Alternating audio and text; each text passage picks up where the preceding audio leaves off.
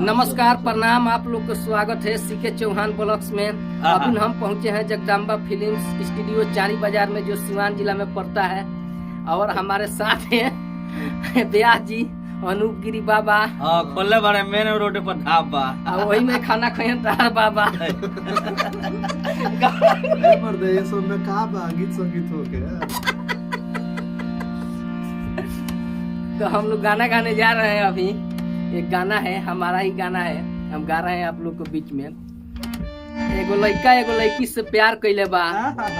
आज जब लड़किया छोड़ के जाती है लड़कवा के, वह लड़कवा कहता कि करे के तो कोलहलू दिया हवाले की करी हो तुम एगो उपकार। लड़कवा कहता अरे करे के तो कोलहलू दिया हवाले की करी हो तुम एगो उपकार। अल्लाह भरवा के खबरवा लेते रहियो फोनम, बारवा जन बदलियो हमारे जान। लइकवा बड़ा दुख में बा, ऐसे कहता अरे करे के तो कोलहलू दिया हवाले की करी हो तुम एगो उपकार।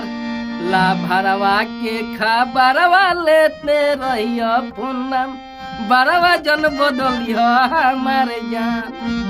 आवाज फंस गई। अंतरा में बा दूसरा, पहिल का अंतरा।